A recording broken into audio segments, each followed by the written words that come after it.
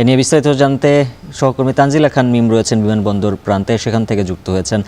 মিম, জানতে চাই সংশ্লিষ্ট কোনো কর্তৃপক্ষের সঙ্গে কথা হয়েছে কিনা, সার্বিক যে চিত্র সেটি, আপনি তো ঘুরেছেন এই পাশ ওই পাশ, কেমন দেখলেন?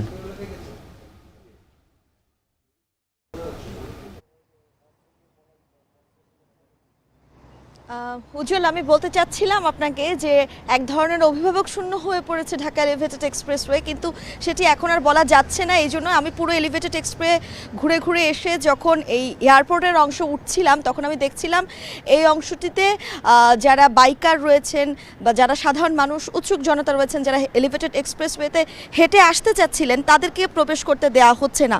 এবং তারা হচ্ছে সাধারণ যারা ছাত্ররা রয়েছেন, তারা সেই দায়িত্বটি পালন করছেন, অর্থাৎ ভারপ্রাপ্ত অভিভাবকের যে দায়িত্বটি সেটি মূলত রাষ্ট্রীয় সম্পদ রক্ষা করার জন্য তারা করছেন। এবং তাদের সঙ্গে আমার কথা হয়েছে, তারা আমি বলছিলাম যে শুধুমাত্র এই অংশটিতেই দেখলাম যে বাইক প্রবেশ করতে দেওয়া হচ্ছে না, কিন্তু পুরো এলিভেটেড এক্সপ্রেসওয়েতে কিন্তু আমরা দেখেছি অবাধ বিচরণ করছে বাইক, অটোরিকশা থেকে শুরু করে রিক্সা।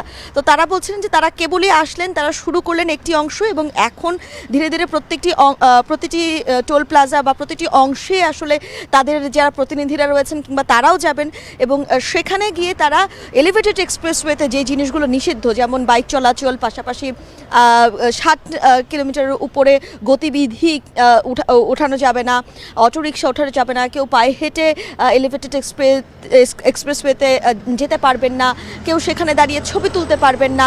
এতে করে কিন্তু আসলে নিজেদেরই জীবনের একটা ঝুঁকি থাকে।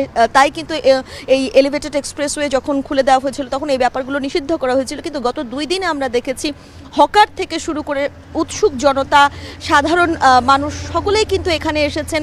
বিশেষ করে আমি যদি আপনাকে রবিবার দিনের কথা বলতে চাই, সাবেক প্রধানমন্ত্রী শেখ হাসিনার পদত্যাগের পর কিন্তু যেই বিজয় মিছিল নিয়ে সাধারণ জনগণ উল্লাসে নেমেছিল, সেটি কিন্তু ঢাকা এলিভেটেড এক্সপ্রেসওয়েতেও দেখা গিয়েছিল। এবং এক পাশে উৎসুক জনতা যাচ্ছেন, আরেক পাশে গাড়ি যাচ্ছেন, এতে করে কিন্তু সাধারণ মানুষের জীবনের ঝুঁকি অনেকটাই বেশি ছিল। সেই বিষয়টি যে এই 2 দিন ধরেই চলছিল, সেটি যেন আজ না হয় সেই জন্য কিন্তু ছাত্ররা নেমেছেন। পাশাপাশি আপনি আরেকটি বিষয় বলছিলেন যে টোল লাগছে না, হ্যাঁ সেটি এখনও পর্যন্ত বিদ্যমান রয়েছে। আমি প্রায় প্রতিটি এই যে টোল প্লাজাগুলো রয়েছে সেগুলো ঘুরে দেখেছি। মহাখালী এবং বনানীর যে টোল প্লাজাগুলো ছিল আমরা জানি সেগুলো একদম পুরোপুরিভাবে যখন কোটা সংস্কার আন্দোলন চলছিল তখন দুর্বৃত্তকারীরা পুড়িয়ে দিয়েছে। কিন্তু তার বাইরে যেগুলো অক্ষত অবস্থায় রয়েছে সেগুলো তো এখন টোল লাগছে না, অর্থাৎ যেই গাড়িগুলো যাচ্ছে সেগুলো টোল ছাড়াই চলাচল করছে। সেই টোলের ব্যাপারে আমরা আসলে ছাত্রদের কাছে জানতে চেয়েছিলাম যে তারা আসলে কোনো নিজে থেকে উদ্যোগ নিচ্ছে কিনা। তারা বলছিলেন না, এটি যেহেতু আসলে সরকারের কোষাগারে যায় এই টোলের টাকা, পাশাপাশি সরকার আসলে রাজস্ব হারাচ্ছে, সেটি নিয়ে তারা দুঃখ প্রকাশ করেছে ঠিকই, এবং বলছে যথাযথ কর্তৃপক্ষকে যত দ্রুত সম্ভব আসলে বিষয়টি নিয়ে ব্যবস্থা নিতে।